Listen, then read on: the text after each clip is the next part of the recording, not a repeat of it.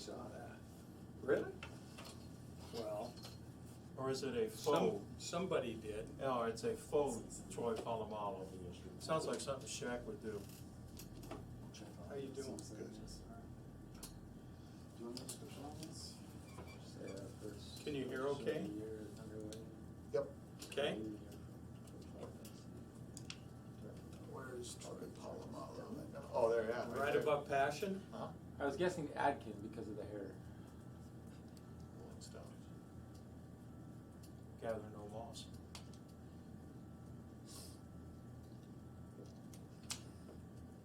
Did you want to Are you comfortable there? Oh yeah, I love this setup right here. Okay. This is a good setup. I didn't have to get in my car and drive. I could work right until I have to get up here. I'm hung up on something, Coach.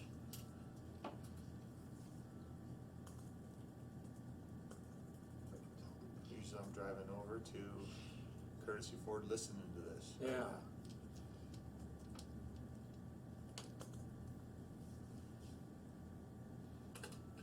Mark, you're the only one this is a trip for. Yeah, I just live around the corner, so. but it's not like I'm in Marsh Valley or Shows, something. so it's Yeah. not, okay, yeah. Because it's not his, yeah. So it's going back and forth on. Well, your boy Bobby got off to a good start. Yeah. South Dakota needs to practice hitch tackle. I think they threw for what, over 300 yards? 400 something. Well, yeah, And they're they, throwing a little out, that's good. and they averaged 8 yards per completion. So it was just this, get it out of West their hands. Coast? No, just quick. Quick raids, quick out? Getting rid of the ball, yeah. I was impressed with Weaver's defensive showing. Yeah. And I was impressed a little bit with Portland State. I grant you, Arkansas is not a good SEC team, but they're still an SEC team. They still have SEC athletes. Why are you laughing at me? I know, you're not laughing at me, you're laughing with me. Should we debate that, Mark? Portland, they're a good team. They have good players.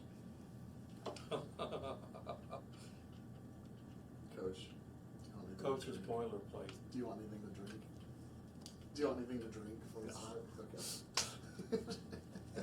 Portland's a good team, good players. Harder, Montana's a anything good harder team, they than have good soda? players. You have good fans. It's good to be back, huh? Yeah. No, and all the players that took our orange Powerade. So see that bring Orange Coke. doubling up on the Cokes today. So Bengal volleyball tonight. Yeah. Six. 6 o'clock. Six. Oh, Jerry, I meant to tell you, I gotta leave. I don't mean to do this to you, but I need to leave right afterwards. Today. Yeah, I gotta get home, grab a sandwich, do my football scoreboard for Thursday, then I gotta get to Dr. Hans's office for Yeah, my I don't think we'll have much of a scoreboard Thursday, but cortisone, get a cortisone shot in my back. Ooh, I need one in my shoulder. I need one in my Well, brain. Cortisone shots are the best. I've had to wait 6 weeks for the appointment.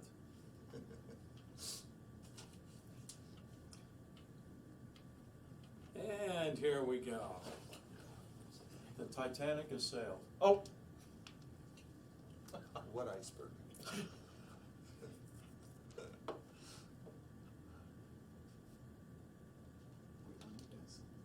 Can't hear a thing you're saying, I know, John. I know. Hey, good afternoon and welcome. It is another season of Idaho State University Athletics, and that means we are right back with the Coaches Show. This is our inaugural program of the season, and yes, we are on Facebook Live. If you go to Facebook and just go to ISU Athletics, you're going to see 3 handsome dudes sitting right in front of the camera. I'm Jerry Miller. Mark Liptak is here. Welcome back, Mark. Thank you, sir. Hey, Coach.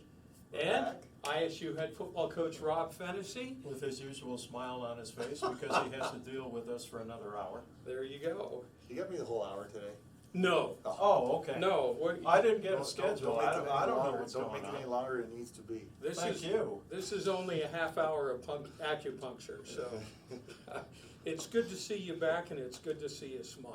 Yeah, it's, we finally get to play. Everybody else in the country has, so now it's our turn. Yeah, of course, you played Thursday night, you take on Western Colorado, but let's talk about what's happened since last year. Obviously, you're short a guy who played quarterback for a long, long time, but let's talk about your off-season. How did your off-season go as head coach? Just like about normal, you know, did our spring with winter conditioning and mat drills in the morning and spring ball and summer and just, it doesn't change much. Did So- you personally have any fun trips or any kind of vacation? We had a niece got married, or excuse me, well, You're off to a flying start. my niece graduated from Ah. college in Ohio. We got to go back there and visit with my wife's brother-in-law and his wife, who's my favorite, Mhm. Auntie Shell, and got to see the Indians play a game. It was kind of cool, and then a couple of our coaches got married over the summer, unfortunately, but they did. And Why do you say unfortunately? it's their decision. It's their- distractions? It's their decision. And got to go to Vegas and see Mike Farrer's wedding, which was fun. And the Big Sky meetings. That's kind of our vacation. Yeah, Big Sky meetings in Spokane. Do you like those in Yep. Spokane? Yeah, it's fun. It's Better than Park City? It doesn't matter either way. You know, you drive up to Spokane, it's beautiful drive up that way. Park City, it's easy 2-hour drive. So either way. I'm glad I don't have to get on a plane to go to it. What was the turnout like this summer for you, Rob, as far as players with summer conditioning? From what I understand, we don't get official numbers on it, and they're not allowed to report, so it was upwards of 3/4 of the team. Mhm. I think, but I don't know the exact numbers because, like I said, Right. we're not, Dan Ryan's not allowed to report to that to us. Mhm. I've heard a number upwards of 70, which would be in the same ballpark as you've had in the past. Yeah, that'd be good, but it showed because we came out of camp healthy, and once again, Dan Ryan has done a fabulous job getting his team ready to play. And that brings me to the question about from spring ball to fall camp, what kinds of improvements have you seen? Just, you know, the kids have gone through another insertion. For the quarterbacks, it's another time to get all the package put in and have to relearn it. You start from ground zero, and so some players like Tanner Connor, who had a great spring, has continued his performance through fall camp. Getting Mitch all the way back is a good thing, and having him get through camp. And some of the development with the new guys on defense has gone well. So it's been very productive. Has anybody surprised you, Rob? Somebody who may have come out of nowhere or has started doing things that you didn't think they were capable of doing? Not really. Isaiah Walter has really turned the corner. He did not start to last spring, and he's really done a good job. And when Michael Dean is not in there, we have a lot of faith in Isaiah Walter to get things done, be in the right place, do the right thing.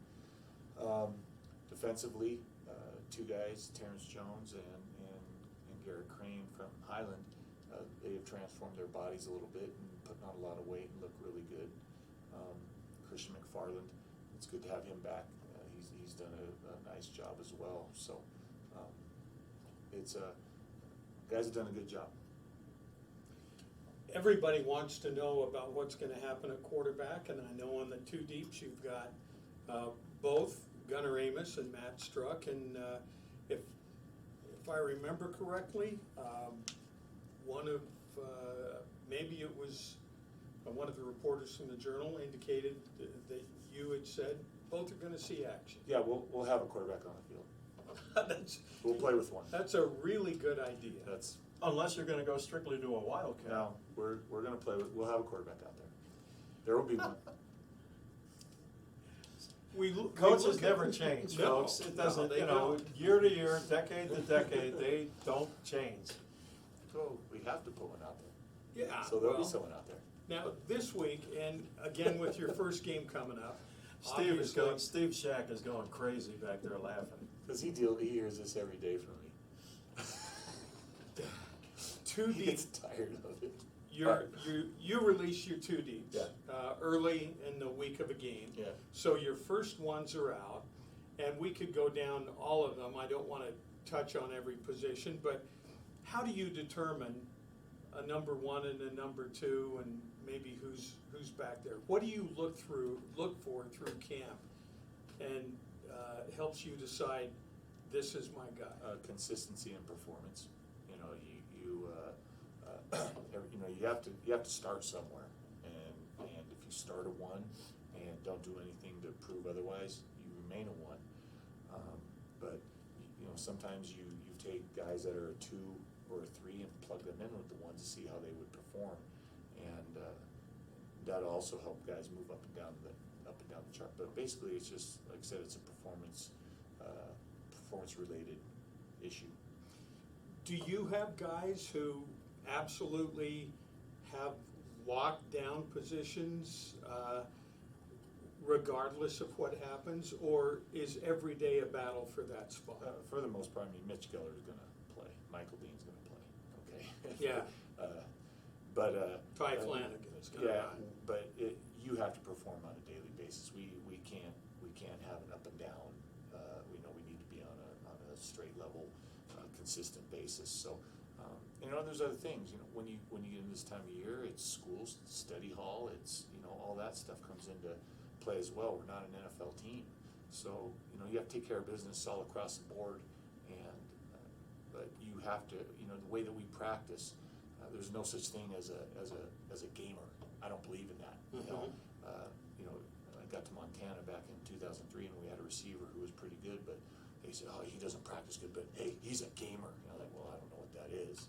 You know, either what you do on Monday, Tuesday, Wednesday, and what you do on August 6th is what you do on September 5th, or you don't get to do it. So that's a critical element to determining who's playing.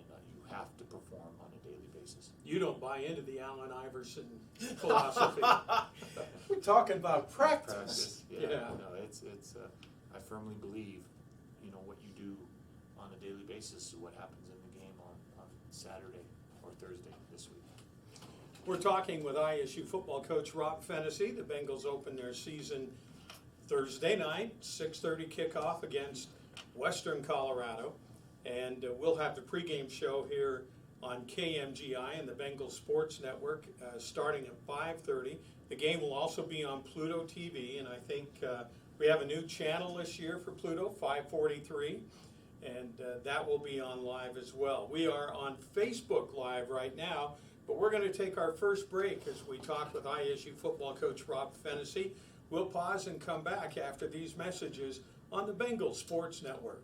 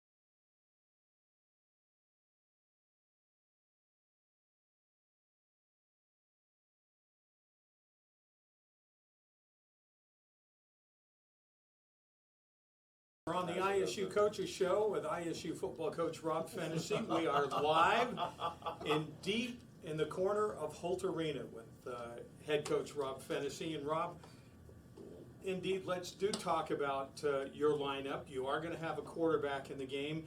Let's talk about the running back position. Hey, he says they're gonna have a quarterback, Absolutely. but who knows? We know Ty Flanagan is a natural there, but you lose James Madison. Yeah. Who steps up? Soja, Nasu. Who played sparingly Yeah, last year. But he had a tremendous spring, and we feel very comfortable with him. And then, you know, and I didn't even think about it, but when you asked about surprises, Malachi Rango, true freshman out of Northern California, is going to be our number 3 guy, and he'll get some shots too. And a slasher, great vision, can plant and go, and it's going to be fun to see him as well. So, you know, you have to, I've said for several years now, you can't go through the season with one running back, and we will, you know, we'll platoon those guys. You know, Ty doesn't need 25 carries, you know, until we get down to the stretch run in a game. 20, you know, that's a lot of beating a young man takes. So we're gonna spread it out a little bit, but still he'll get the bulk. Okay. Let's go to what I assume is your favorite position, and that's the receiver spot. And you've got a bucket load of guys that you can put out there. You've already mentioned Mitch Guller and Michael Dean, and you talked about Tanner Connor. It looks to me, just from seeing Tanner on the field, that he's bulked up a fair amount. Yeah, I didn't realize our 2 starting receivers out on the outside. One's 223 and one's 224. It's like, holy, we got 2.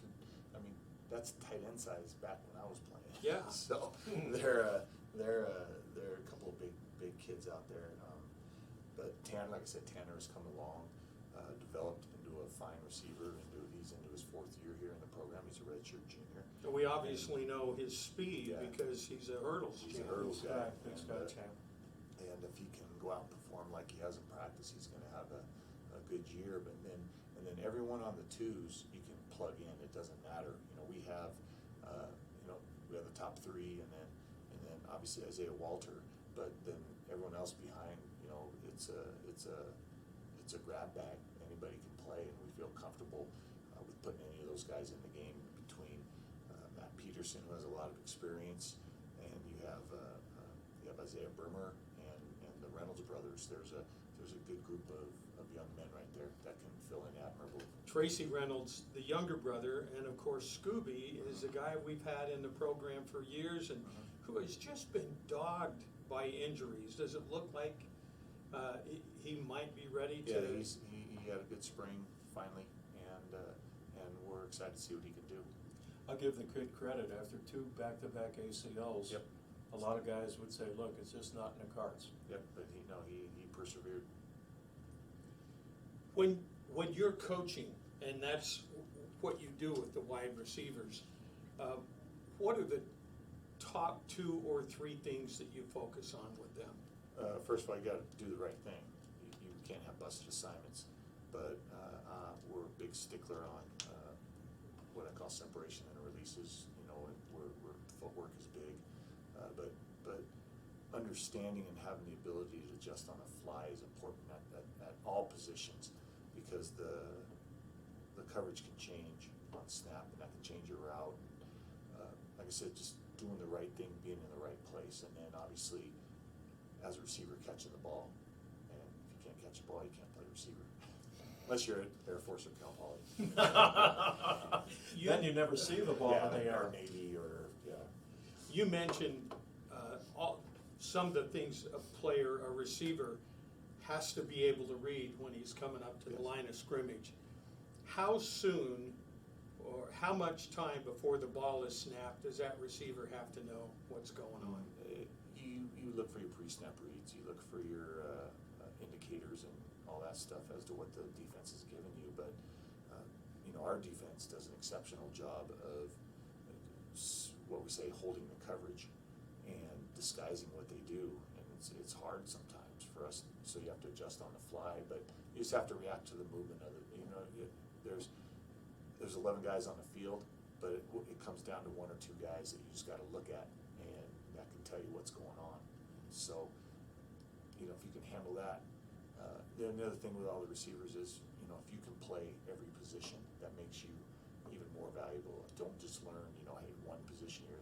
Mitch and Mikey and Isaiah, those guys, Matt Peterson, those guys can play any position on the field, and that's another important thing to understand the whole scope of the play, of what's going on each snap. Is that because you give them that experience in camp, or do you expect them to spend time on film on their own, learning different positions? A little bit both. Most of the time, it's just as we coach the position meetings, we expect, I may be talking about the slot receiver, but I'll be asking Isaiah Bremer the question, and that way and I tell them, understand the entire concepts of what we do. And if you understand concepts, you can play the position here. I've said today, Coach, there's the stigma from days past where football players are frankly dumb. You cannot play football at the college level, certainly not at the pro level, and be stupid. Yeah. Not today. What blows me away is some of these guys they have bad grades. I go, but boy, we throw you out there on the field and you know everything. Yeah. Just apply it to the classroom.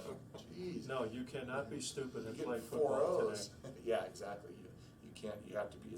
There's an element of thinking to it. A lot. Yes.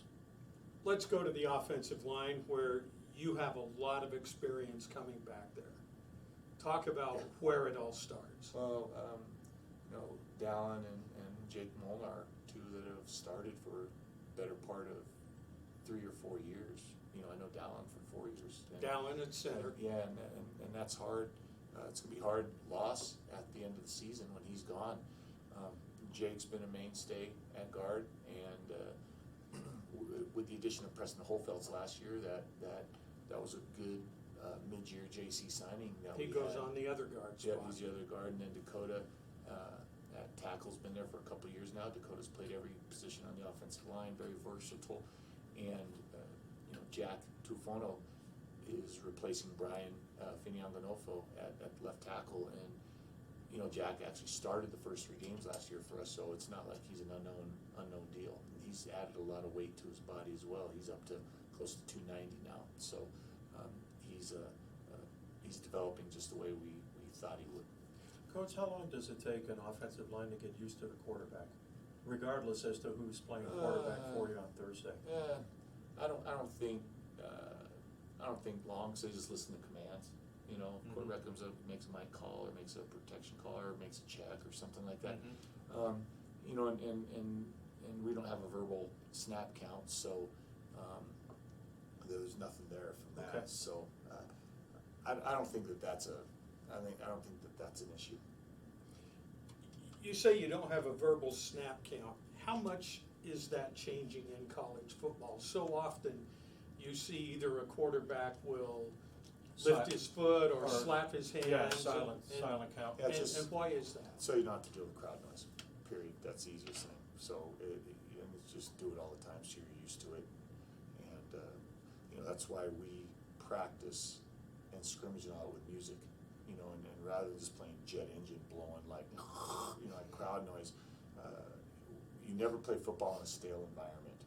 And that's why, for team periods and stuff like that, we always have music going, so you have to focus and concentrate while there's stimuli around. And so it all goes, hand in hand. We're not just out there with music on to have a good time and dance around. There's a purpose to it. And if you're gonna play, you might as well do something the kids like, but it forces them to focus. And I said you never play a game in a stale environment. There's always some sort of stimuli going on. Let's talk quickly about your tight end positions. They're usually coached with the running backs. And tell us about the guys in that position, because there's a lot of experience there too. Yeah, and actually Aaron Pryor is our tight end coach. He does a great job. He's had him for 3 years now, and a lot of experience there. Though it seems like those 3 have been around forever. Austin has been more or less a starter for the better part of 3 years, and the other 2, Jake and Shubes, all 3 of those guys, we feel comfortable putting them in any situation. It's really a luxury, and they are the smartest bunch on the team. Usually it's the quarterback position, but those 3 tight ends are all dean's list guys, and we can throw a lot at them now. Now you want to talk about a position that's complicated. Okay, not only do you have to know the run game, you also have to know all the pass game, and not only are you attached as a tight end, but you're also split out as a wide receiver. So they more or less have to know, other than the quarterbacks, they got to know everything. Now you'd ask some of the wideouts that I coach, they would tell you that they go in there and play. They know it. No, they don't. Not like these guys do. But the other thing that those three bring to the table are there are special teams body types, and the most important people on your punt team are the personal protectors, the guys in the back, because they have to make the calls and pick up all the stuff. And we've had the luxury of having Austin and Nate for 3 years back there, and so they know the system inside out. There's nothing that can shake them, that people can throw at them, and that is also an important aspect as to what we do, because punt team is your most critical special teams. And I said, it's having those two, having to replace Austin next year is going to be tough, but at least Nate will be around. So fun group of guys. I always tell them when they want to be receivers, go hit the sled. So Rob, that's what I was told when I played. Rob, given the depth of talent that you got at the tight end position, will there be occasions when we might see multiple tight ends in at the same time? Yeah, and those guys have the ability to split out wide, so we can get into our 4 wide looks with it. That's the thing that we can do with those guys. If we have them in the game, we can be in a heavy run set, or we can split them out and go all the way to an empty set with those guys. So they're very versatile, and the fact that they've been through the system for 3 years makes it even more dynamic. And as strong as they are, you might be able to get matchups where they can overpower. Yeah, well, and like that's a corner or somebody. That's where we like Jake Johnson. He's 6'6", and he's putting on some weight finally. But he's a redshirt junior too. But he is every bit as good, working the slot as our other guys. So we have no problem with any of those three going out there and doing their thing. And Mike Davis is coming along well too, from Columbia out in Nampa, and or Meridian, or I don't want to offend anybody. But he's coming along well too, and he's gonna be the third guy. There'll be 3 of them next year, and we got a nice young freshman, Preston Helwig, who's looks like a young Jake Johnson. So that position's solid, I believe. You transitioned right into your punt unit, so let's talk special teams quickly. Kevin Ryan back as your punter. Lefty. It's hard to, you like a left-footed kicker because the ball spins different. Yep, different spin. And you see more fumbles from left-footed kickers than anything. So I think that's important. We're fortunate, actually, too. And a new name on the 2 deeps, David Hauless, Yeah, kicking off. Dave was with us last year, and he's been doing a good job of putting it into the end zone or putting it out of the end zone. And those two can also, they're gonna. That's a streaky position. You gotta be a streak shooter, and whoever's hot is gonna get the kicks. So we feel confident in both. The thing that blows me away more than anything is one's a righty, one's a lefty, and Mike Goggin can hold for both. Who's a backup quarterback?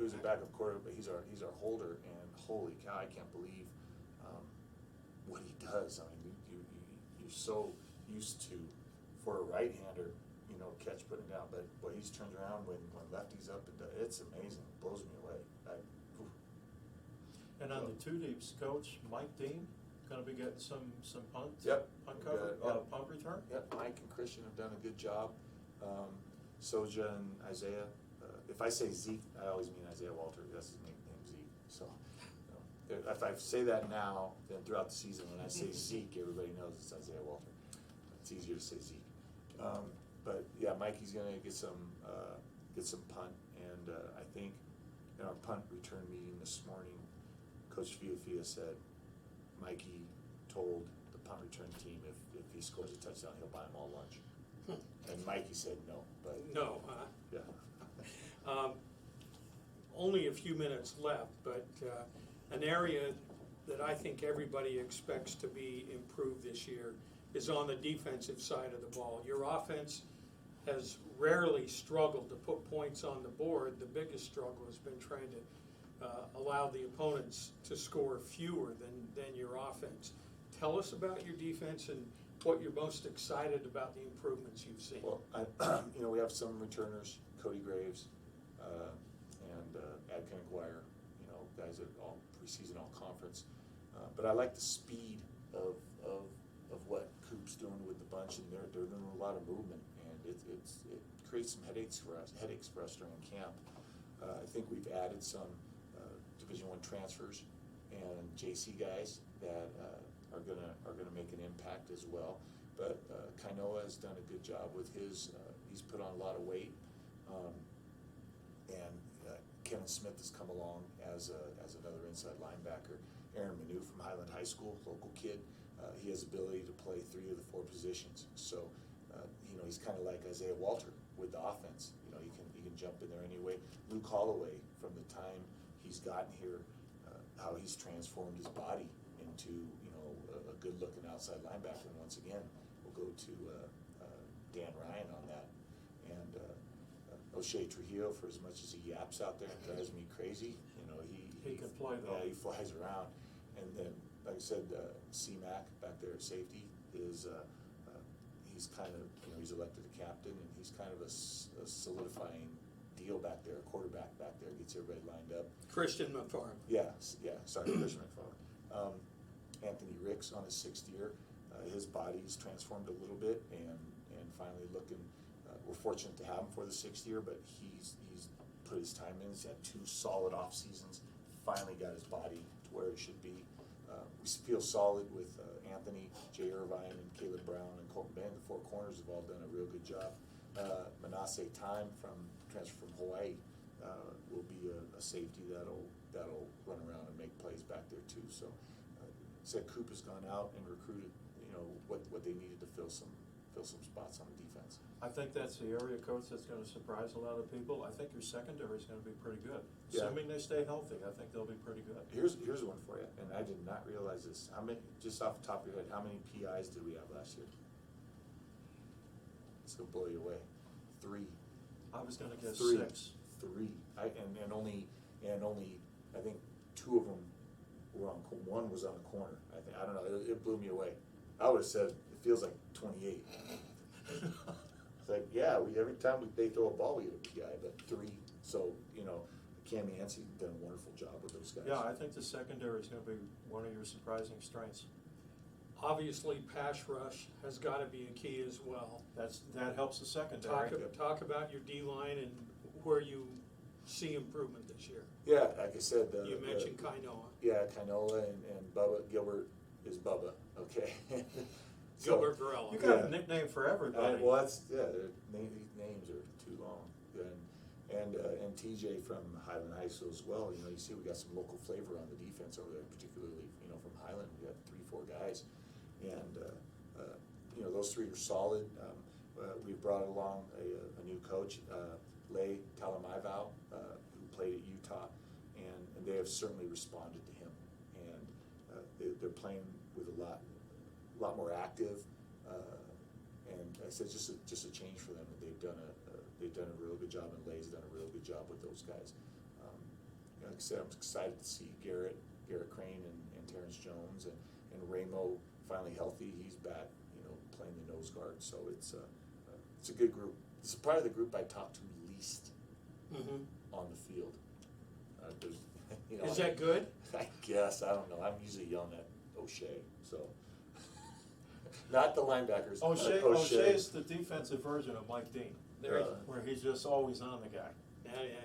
Mikey doesn't talk as much as O'Shea. Yeah, that's true. Well, being a coach on the offensive side of the ball, maybe that's a good thing, that O'Shea can get under your skin a little bit. Oh, he does it on purpose. He knows what he Yeah, does. he does. He gets under Dan Ryan's skin too, trust me. Rob, it's great to have you back on the show. We look forward to talking to you before the game Thursday against the Mountaineers. Oh, yeah, we gotta do that, huh? Yeah, I know. I see you guys more than my wife this time of year. What time is the Bengal walk? Bengal walk, yes. Thursday. Yes, 4:15. Okay. 4:15. Okay, now since we don't have 6:30. Yeah, since we don't have LC10 available because there's class in there, we're coming out of the plant science building, which is on the south end of the practice field. But we'll still come around the same way. But yeah, we want everyone to get out there, come out, and this will be the only time. Every other time we'll come out of the site out of LC10. But no, let's get a lot of people here, make some noise and have some fun. And you know, President Saturday's done a great job with that tailgating, and they're moving Bengal Fest out there. I mean, it's gonna be a mess out there, which is good. I say that in a good way. In a good way. Yeah, or circus or chaos or whatever. I love it. But the guys like it, man. We come out of the door and they hear the band going, and it's like I said, President Saturday's done a really, really cool thing getting that going. And even our opponents, when they pull up now, you know, last year they're like, holy smokes, what's going on here? You know, I was like, yeah, see, we got big time football here too. You know, just come out, Pocatello, come out and watch this team. They're fun. Bengal Walk, 4:15, kickoff 6:30. Rob, we appreciate what you've done to establish new tradition here as well. Well, kids, been the kids, so. Kids and the coaches. I'm just lucky, you know, it's Pauline and President Satterley, so. Hey, thanks for See you Thursday. thanks Yeah. for taking the long Thanks, trip boss. down here. Yeah. Yeah, right, from his office From up there. office. Yeah, took him All all of 20 seconds. We'll see you on Thursday. All right, thanks. ISU football coach Rob Phenicie. When we come back on Facebook Live and the Bengal Sports Network, ISU Athletic Director Pauline Thiros will be with us. But first, this break.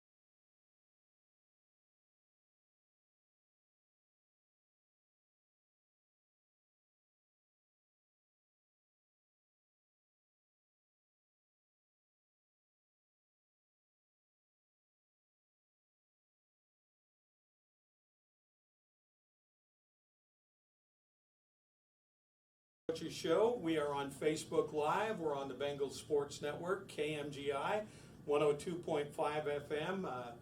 And Thursday night for football, we'll be streaming on Pluto TV. And we'll be streaming live tonight on volleyball as well. Mark, you're going to be busy tonight. Yeah, for pregame at 5:50, first serve at 6 o'clock or as close to 6 as possible. Bengals hosting Utah Valley, their And first that's, home match. That's on KISU. Yes, 91.1 FM. We welcome to the program ISU Athletic Director Pauline Thiros. It's great to have you back. Hey, I'm excited to be here. It's a great time of year. And, you know, we would just throw the door open and say, tell us everything great going on at ISU Athletics. But right in front of us, we have this big poster board. And we've had a little chuckle because a lot of athletes have signed this. It's called the Bengal Roar. And we even see Troy Polamalu's signature there. It's not the real signature because I think he spelled the name wrong. Somebody's having a good time. But let's talk about this first and foremost because I know creating the right culture is one of the very top priorities you have as an athletic director. Absolutely, and there's not just a few student athletes on there, there's 310 of them. Yeah. So every student athlete signed that after we had a great discussion about it at our all-up student athlete orientation. Plus Troy Palomar. Plus Troy. Yeah. So it's great to aspire to be just like him. I think our defense is gonna look great just like him this year. But we really wanted to establish some expectations for student athletes and staff and for everybody in terms of what does it mean to have a great culture. People throw that word around, and it's kind of like, what exactly do you expect in a great positive culture? And the expectation is that we're going to have some shared values in our department that we're going to live by. And we didn't just want to, as a leadership team, create some values and decide, hey, this is what's important. Here you go, Jerry. Here you go, Steve. Here you go, Coach. These are our values. We wanted to make sure they came up through the department and they really represented and were true for all of us as Bengals. So we actually went through a process. Our leadership team put together a large survey tool that's been used in various courses of research across the country to help people identify organizational values. And we sent that tool out and we asked everybody to identify their most important values that they want to live by in Bengal athletics. And everybody in the department did that. A huge sample of student athletes did that, and they came up with value statements as well. So then we had to come together and evaluate all that and read about 300 value statements and arrive at something that really represented us. And so those 6 values are accountability, passion, integrity, trust, resilience, and excellence. And every one of those values has a statement that describes what it means to live that value as Bengals. And we've decided that's going to be how we roar. And I'm loving seeing examples of these values being demonstrated by our staff and student athletes every day. It's taken off. I'm getting a lot of emails, I'm getting a lot of feedback, and our coaches are using it in the locker room, and our leadership team is using it in just about everything we do. Which is my first question, because it's one thing to have a nice poster board with words and phrases, but how do you plug that in and make sure that it's taken inside by everybody? Well, the first thing you got to do as a leadership team is demonstrate those values, and we're trying to do that in every decision that we make. We're talking about, here's what we're going to do, and by the way, here's why. This goes back to integrity, which is we do the right thing and we do it all the time. We make our decisions based on what's best for student athletes and what's best for us to be competitive, not on other things and other influences and other forces. So we're trying to point out the ways that we're using our values.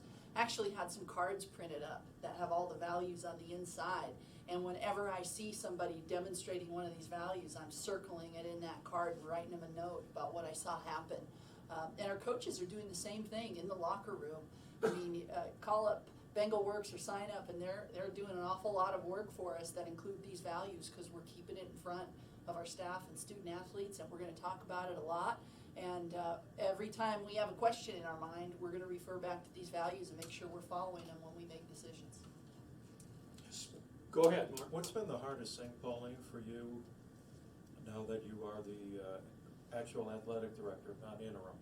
What's been the biggest challenge for you? For me, it's pace. There's so many things that I want to do and accomplish, and I want it all done yesterday. And with our staff, Sound like my wife. Yeah, and it's true. Our staff and our resources, we do have to prioritize, and we do have to be creative and find ways that it's going to work to get things done and work for everybody. So I almost always, when I get a brainstorm or I get an idea or I want to work on a strategy, I have to take a step back and think about what's the pace that we need to have this happen at, where are we going to get the resources, and how am I going to make sure that our entire department and staff is involved in the decision, because gosh, we have bright people who work very, very hard, and it just involving our staff in everything that we do. I'm adding a lot to their workload, but man, they keep responding and rewarding me for doing it, so it just means I'm going to keep giving them more work. But for me, it's pace, because I want to move quickly. You talk about resources, and you come from a history at ISU of developing financial resources. How are you using that background and that experience to benefit the athletics department? Well, I think there's probably a fair number of people out there who are watching this live stream that have talked to me, and I've been in their office, and after a nice conversation, I'm asking them to make a 5-year commitment. Can you help us out with a gift of $5 million would be There you great. go, yeah. But $5,000 a year for 5 years, or can you join the quarterback club? And we've had a number of 5-year commitments roll in. We had some basketball fans help us to hire a basketball coach by making 5-year commitments. We had a football fan who's helped us with a commitment of $50,000 a year for 5 years so that we can do some extra things for all of our programs. We've had FAT step up and really find a niche in the summer program. And in fact, this morning I got a brand new commitment for $5,000 a year. So just getting out there and asking, articulating our values, and making sure that our constituents hear our vision and understand it, want to get on board. That's my job in terms of sharing that. And the other part of it, Jerry, is we're really trying to use these charitable resources to make a difference, things that people see, by chartering the flights, by being able to do an all-student athlete orientation, which we never did before. Things like a new pitching machine, or a trip for softball to a very prestigious tournament in the spring that we've never been to, the Mary Nutter. That's being funded by softball alumni who are really stepping up.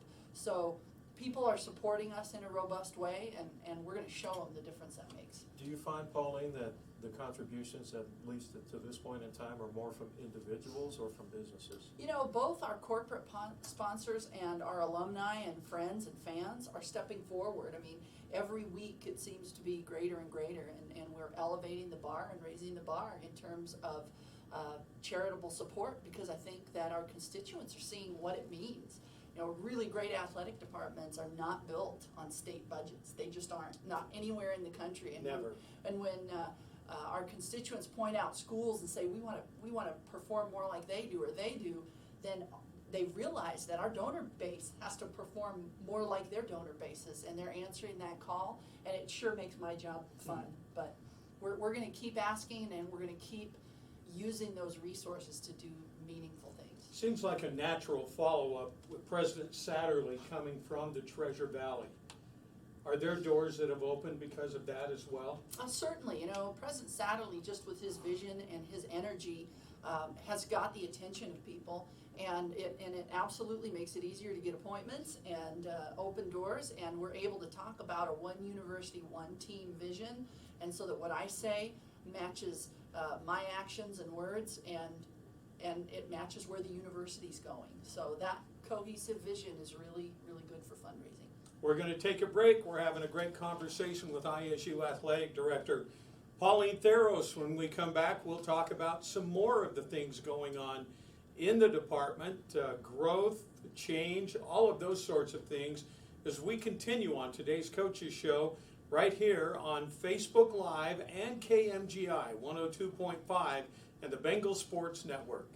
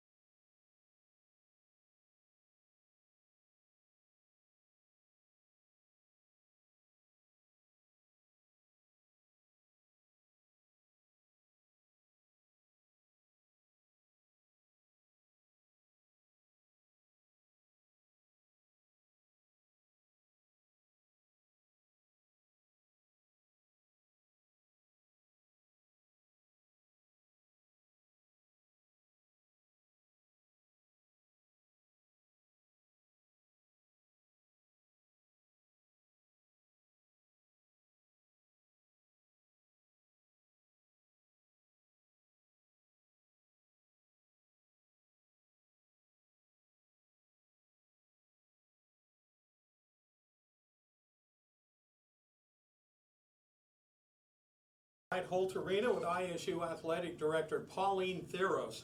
Our first coaches show of the year. We had Coach Rob Phenicie on earlier. And Pauline, one of the big things that we've seen this year started with a former athlete, and she's now employed here in the athletic department in media relations, Haley Harrison, and she had the courage to write a wonderful column, a wonderful article about her struggles with depression and mental health and thoughts of suicide and things like that. And that's something that seems to have not just taken off in other areas of the country, but especially right here at ISU. Talk about what it's been like here. Well, sure. You know, mental health is a major emerging initiative at the NCAA because it's a major emerging problem for student athletes across the country. It's something very important. And here in the Big Sky, over the last few years, we've lost several student athletes to suicide. And so it's a very important issue to get student athletes and staff and people talking about. So we've really taken it to heart. I think Haley had a lot of courage in coming forward and telling her story, and that shed light on that issue for all of us.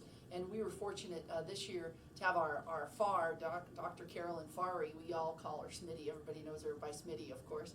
But with her background in television and her great relationship with the student athletes, she helped us to produce a video that has student athletes coming forward and asking each other to look out for each other and to speak about mental health, because it's hard to be a student, a college student, irregardless of whether or not you compete in intercollegiate athletics. But you add that on top of it and the stress level gets very high very quickly, and there is a serious rise in the incidence of serious symptoms of depression among collegiate athletes.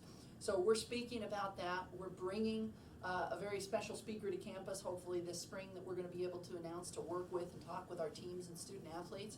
And we're having a monthly seminar, mind, body, and soul seminar that focuses on mental health strategies for our student athletes. And not only on depression and mental illness, but also on preparedness and mindfulness and how to deal with performance anxiety and those types of things. So we're just trying to raise the bar and add another level of resource and preparation to support our student athletes. It's important to us, and I sure admire Haley for her voice, and I was very, very happy that we had the opportunity to hire her in our media relations group. She's doing a great job. Without being specific, has this led to other students coming forward and asking for help, basically? Yes, it has, which even with the very first one, the day that student athlete came forward, I said, hey, this is already success, even if this is the only one, but it wasn't the only one, and I think that we're gonna make progress. And our goal at Idaho State is no longer just to be on board in the Big Sky, it is to be a leader at the table. And in this initiative, we certainly intend to do that, among others.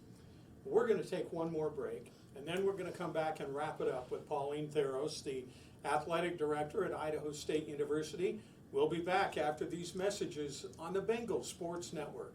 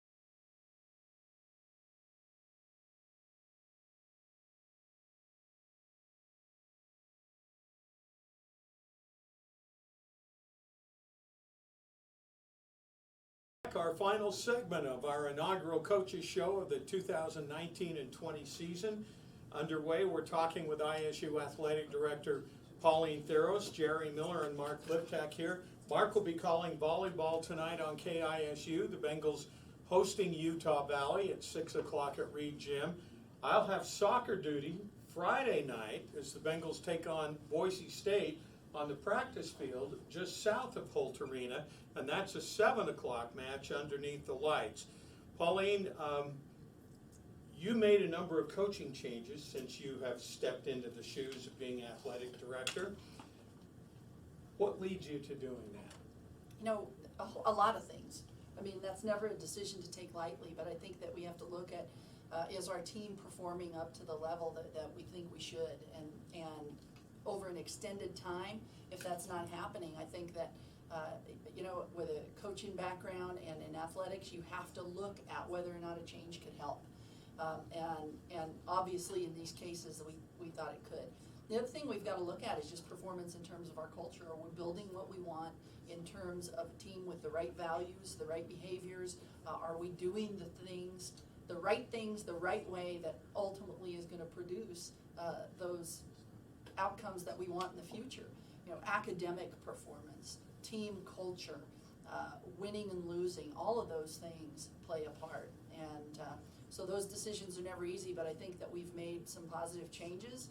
And I really love the coaches that are on staff and the direction they're taking things and what they're contributing to our department in terms of being part of our leadership team with our incumbent head coaches. They've all really meshed together very, very well. And that's men's basketball, softball, and soccer. That's correct. And volleyball. Yeah, with volleyball we had to change. Coach Reynolds made that change on his own, and is, I know, enjoying a lot more time with his daughters and his family. But we're really happy with Sammy Stewart, who went 2-1 this first weekend against some good physical teams, and that was really exciting to see as well. With the fundraising and focus on that and actual changes, physical changes with facilities, we keep talking about Davis Field, and I know that you've kind of had to step back and do some reevaluating. What's going on with that project, and when do you anticipate completion? Well, you always, with construction projects, going out to bid is kind of a circus, and you have to be prepared for anything. And the bids came back high, which isn't entirely unpredicted, but as they come back, we have to re-engineer some things. And as we're doing that, our engineering team did find some ways to make the project more cost effective, but they've also identified some ways to make the project better, possibly moving the field west and being able to get more work done by doing less work on a retaining wall on the east side.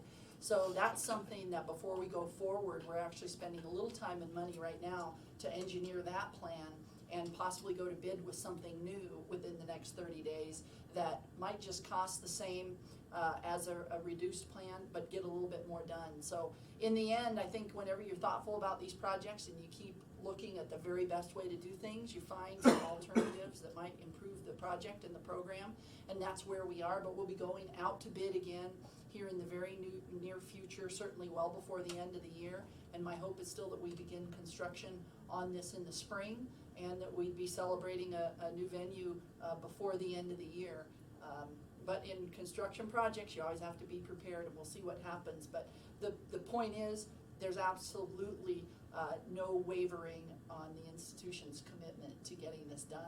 It's full throttle. It would seem if the re-engineering moves things further west, that could impact then those old bleachers, concrete bleachers on the west side of the press There's a box. proposal that we're studying right now that would involve new bleachers.